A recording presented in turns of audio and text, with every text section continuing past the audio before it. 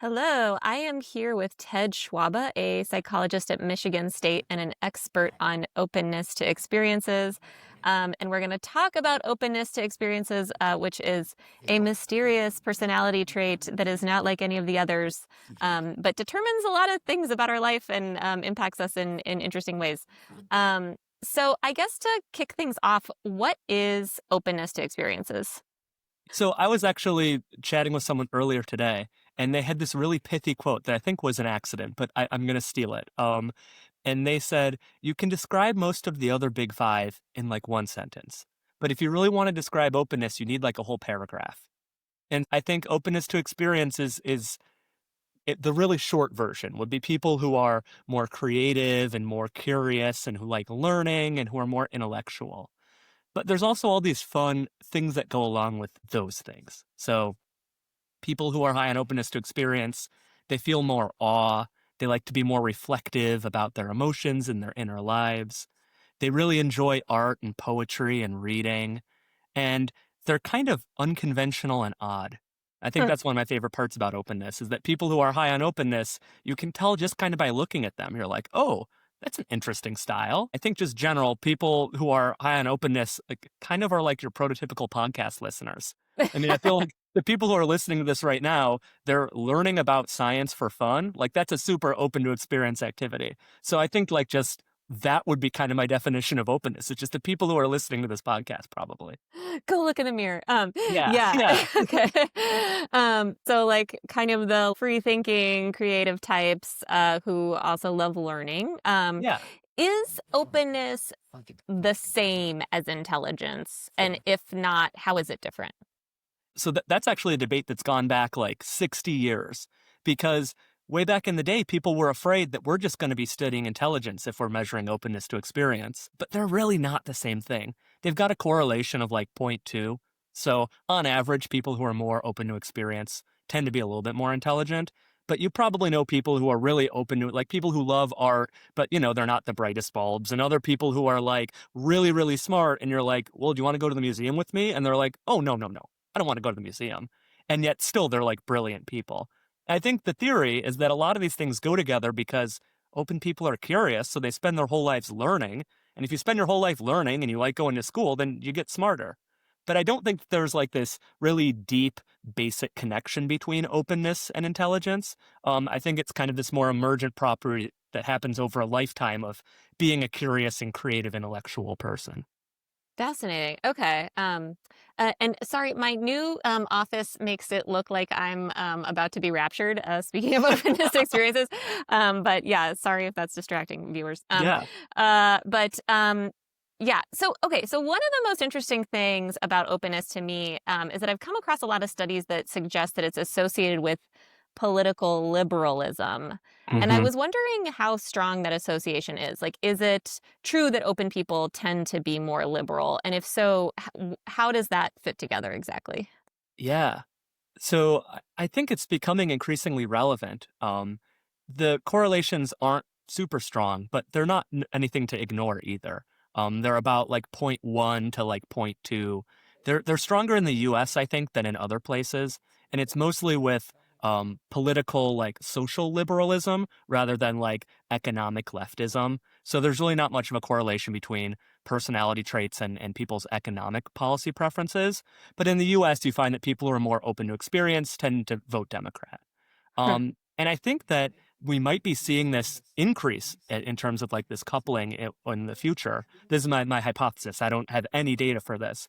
But the thing is we're really seeing this kind of political polarization play out in the US right now, where people who have college degrees and above are tending to move further leftwards, and people who don't have college degrees are moving further rightwards.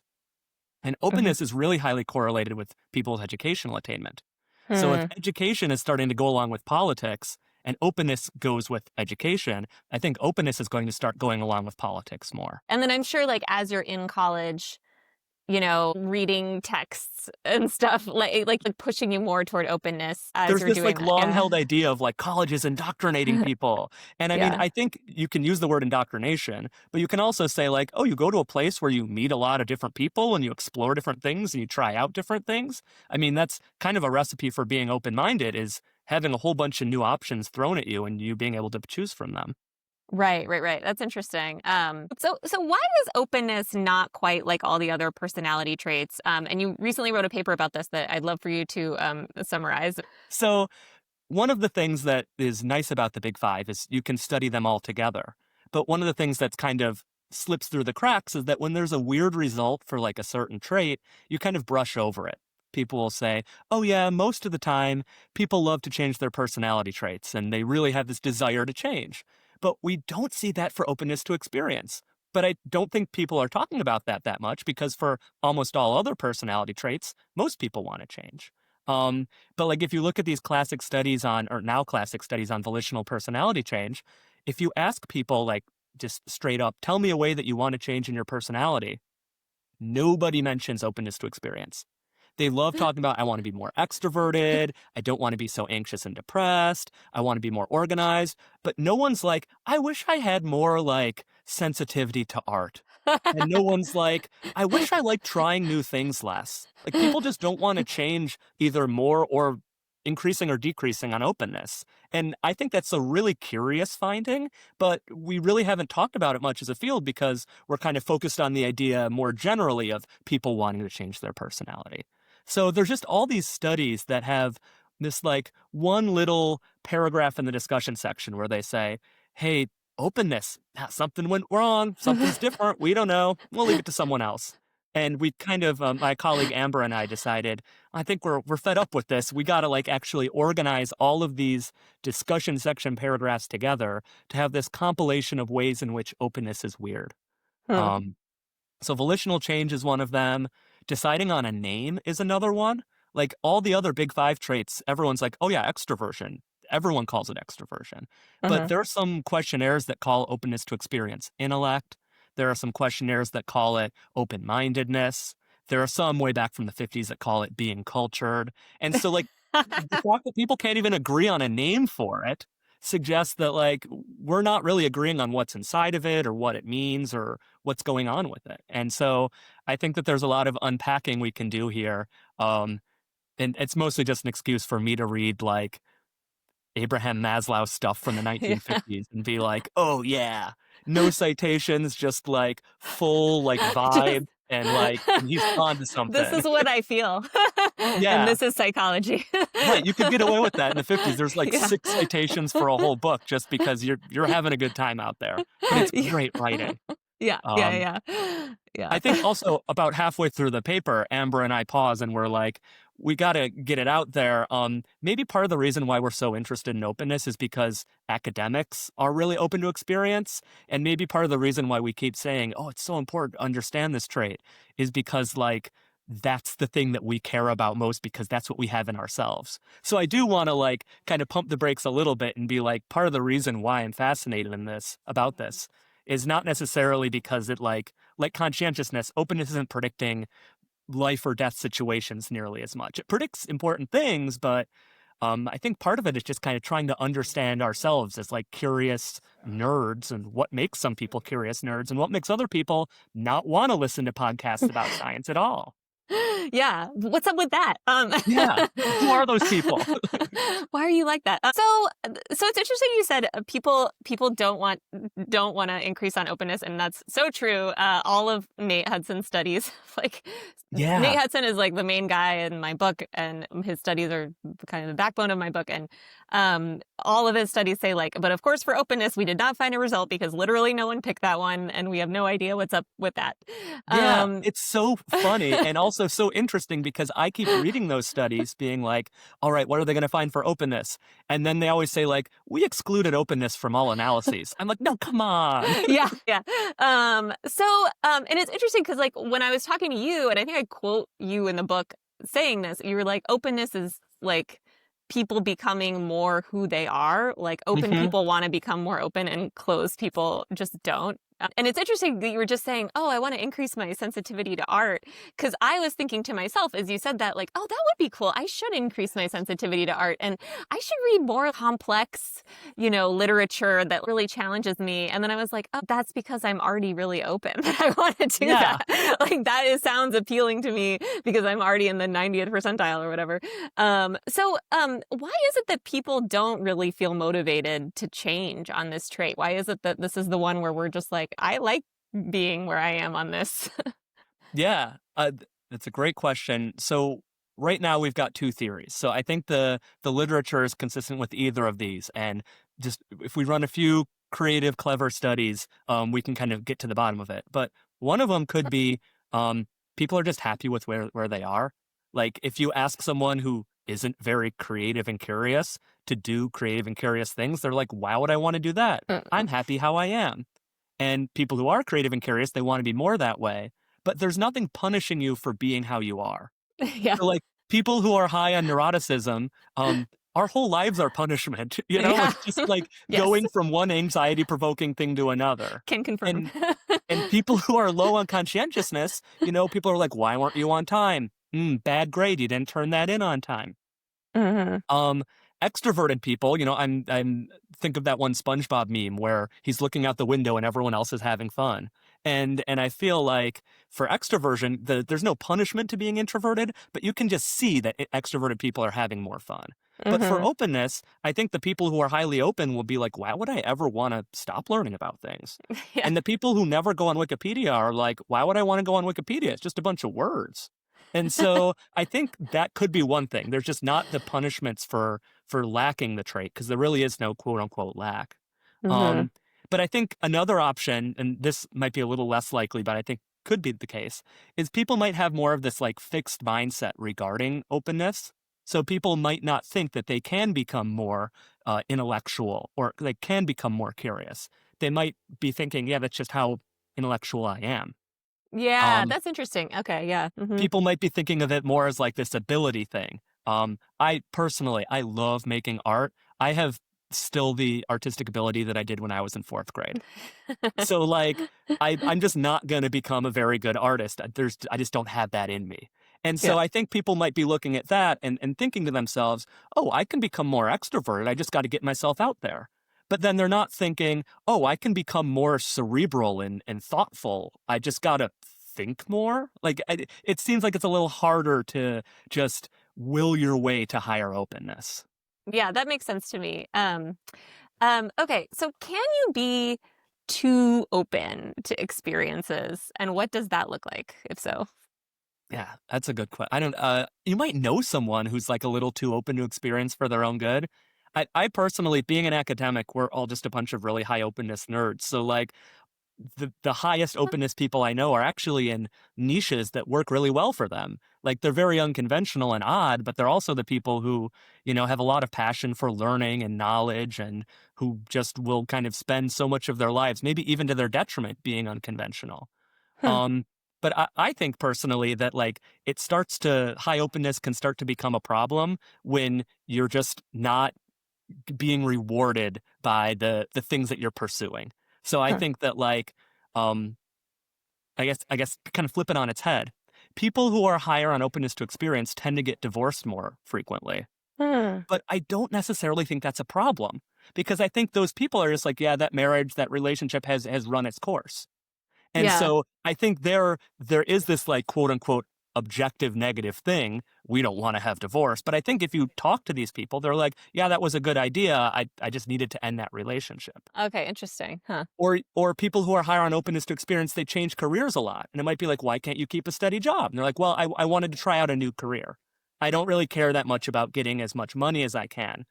And so I think it's really this like different set of priorities. Hmm. So I guess maybe to kind of like tie it back to itself.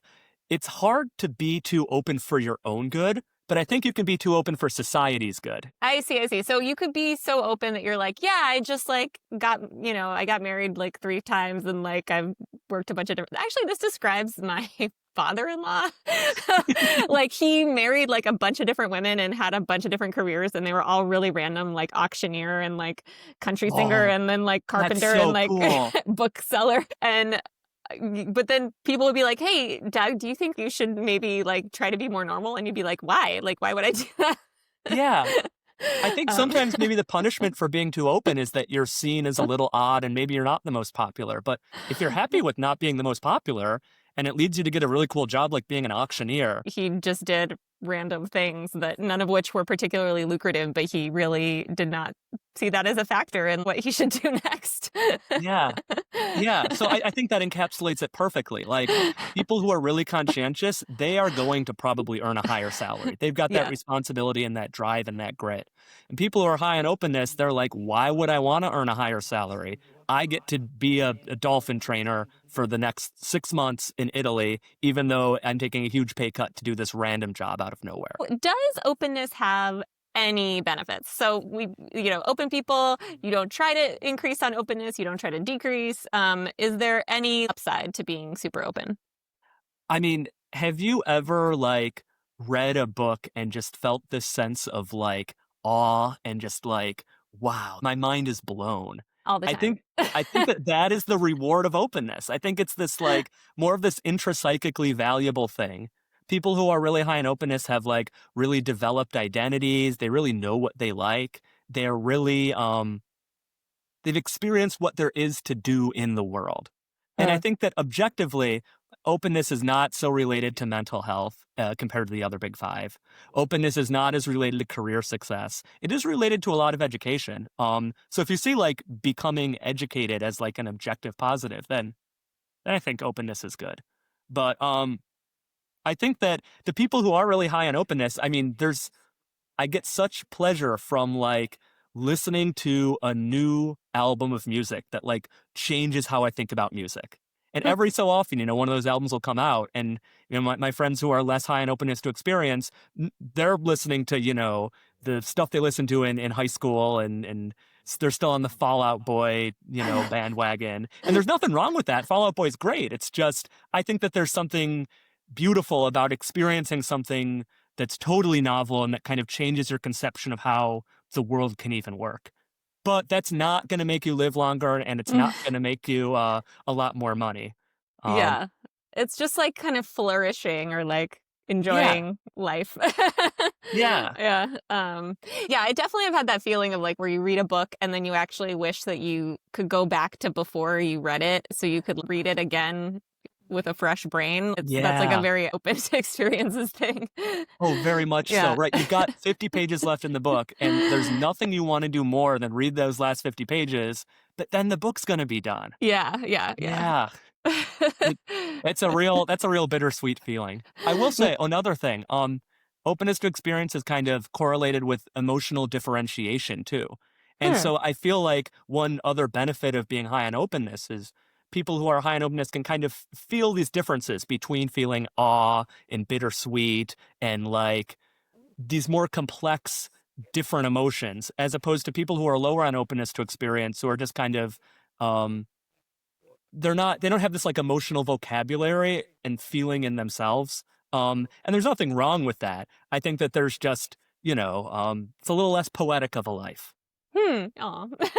Yeah. I Um, guess I really want to be careful here as a person who's really high on openness to experience, not saying that it's bad to be low on openness to experience, that there's some value in being conventional and traditional, and society wouldn't work if everyone was super high on openness. I mean, we'd all be mhm. getting divorced and then there wouldn't be any stability to anything. Yeah, yeah, I But get that. I We I should have a round do, yeah. table with someone who's like super low on openness and they can defend the low Yeah. openness position. Um, so one thing that has come up and that I think you mentioned in your paper is that some cultures don't, I don't know how to say this in a scientific way, but they don't have a trait like openness, or they don't produce that trait, or it doesn't emerge as an important trait. And I was wondering if you could kind of dig into that a little bit more. Like, why is this only something that we see in certain cultures? Yeah. Yeah, this is like a huge and difficult thing for me to think about as someone who only speaks English. Because the way that we kind of study personality cross culturally, the best way to do it, I think, is to go into other cultures' languages and look at the ways in which they describe people in those languages. And the theory is, and it's a really elegant one, if there's a really important difference, we'll make a word up for it. I think a really good example for this in English is boredom. The word boredom didn't exist before the 1850s. And you're like, how is that possible? Like when I first learned that, I'm like, what do you mean? People just didn't get bored?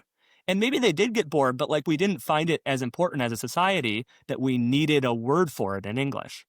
And Hmm. so that kind of, to me, kind of starts to like open the door a little bit to like, well, I guess if there wasn't always a word for boredom, in other cultures, there's not going to be words for things that we kind of take for granted. And similarly, other cultures will have words for things that matter a lot to them that we're not really experiencing. Uh, If you look in other languages, there will sometimes be just this absence of words for things like broad-minded, intellectual, curious, creative.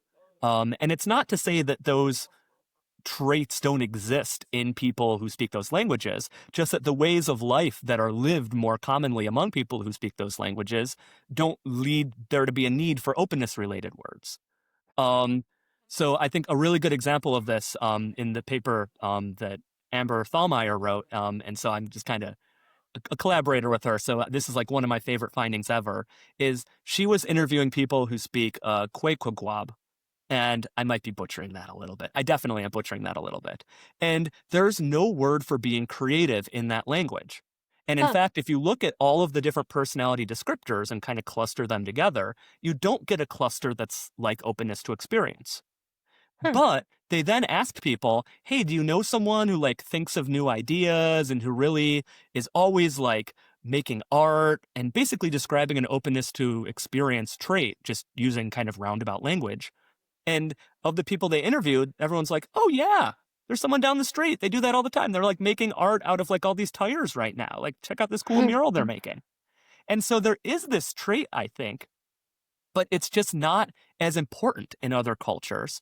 And I think the little ingredients that go together in the West, so things like being unconventional and odd and maybe a little more politically liberal, those things tend to correlate here, but in other cultures, those don't necessarily all correlate together.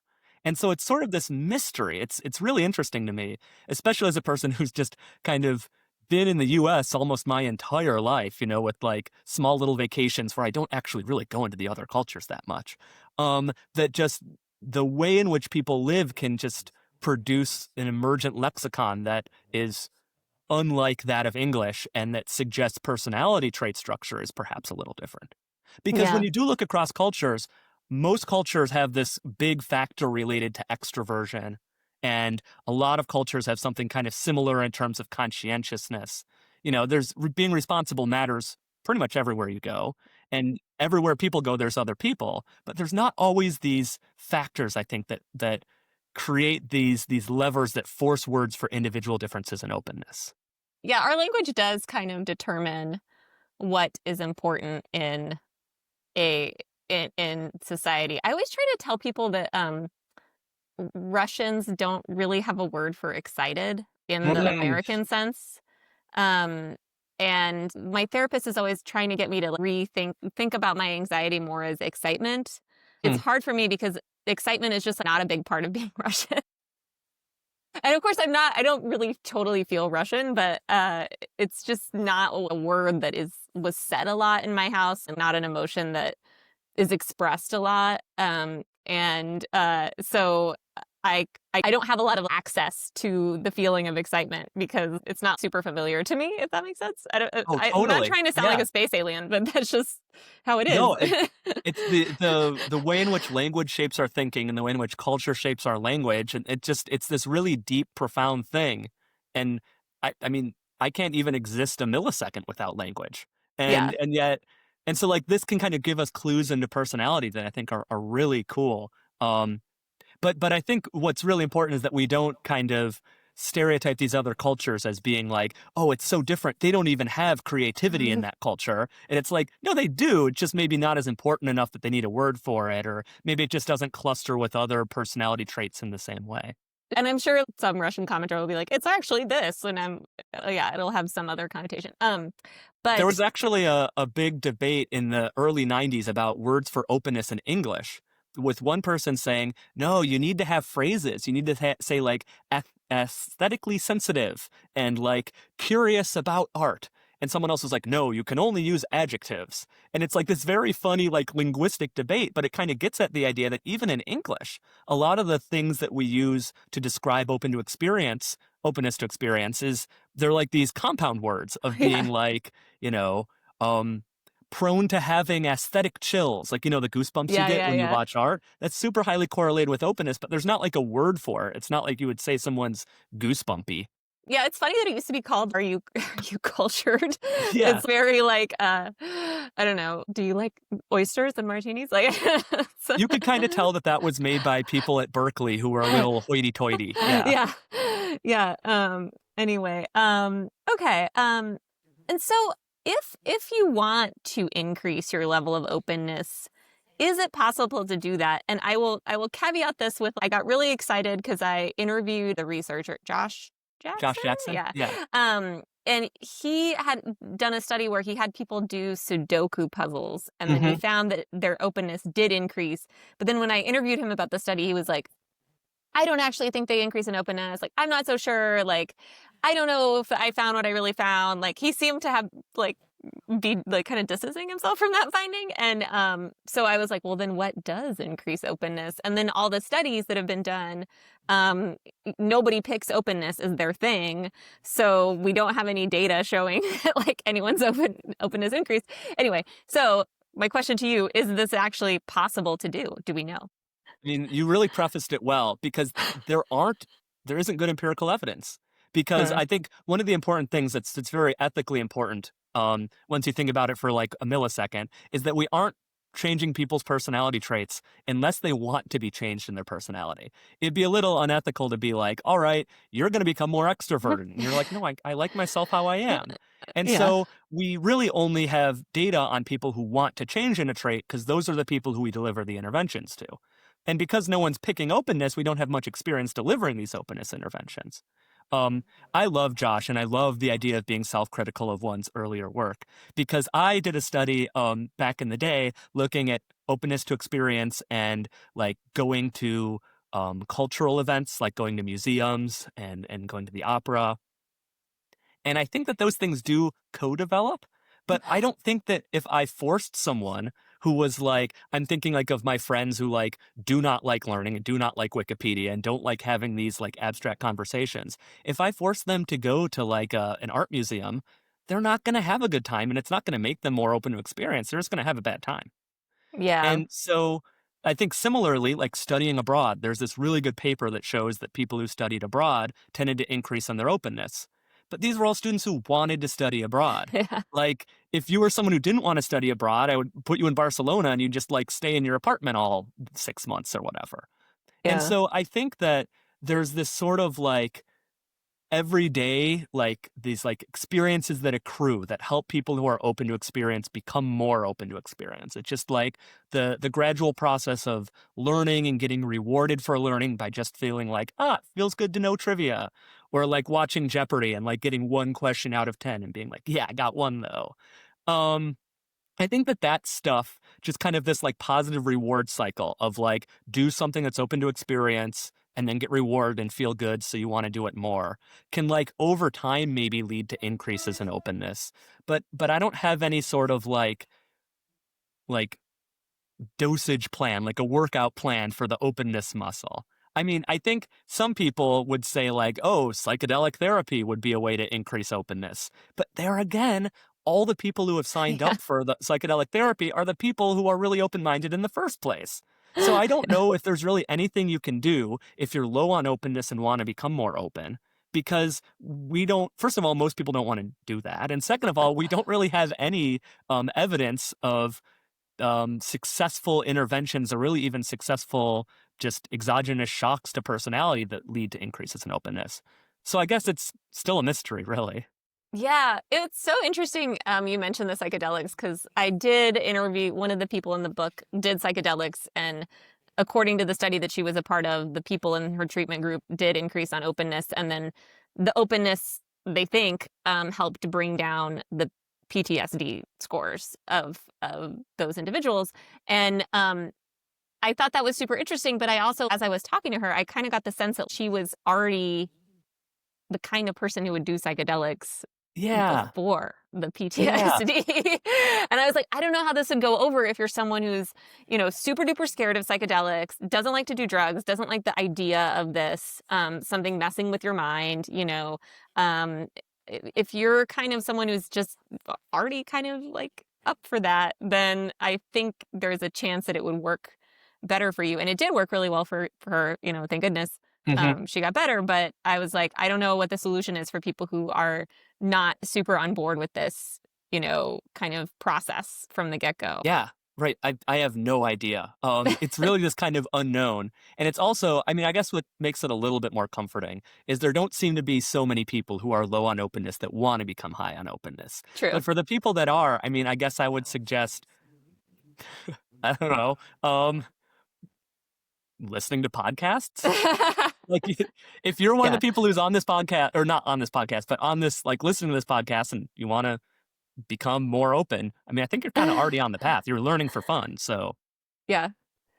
I think when we talked, you mentioned doing like activities that are new, but not so outside your comfort zone that you just all yeah. hate them. Yeah. Which I think is smart. Pick something that's like adjacent to something you would already do, but not exactly the same. Right. Yeah, Maybe you go to the store and you buy a new brand of the same food that you usually eat. yeah, exactly. Well, thank you so much. It's always a pleasure to talk to you. I really appreciate you doing this. Yeah. Thank you so much, Olga. It's been a pleasure chatting with you.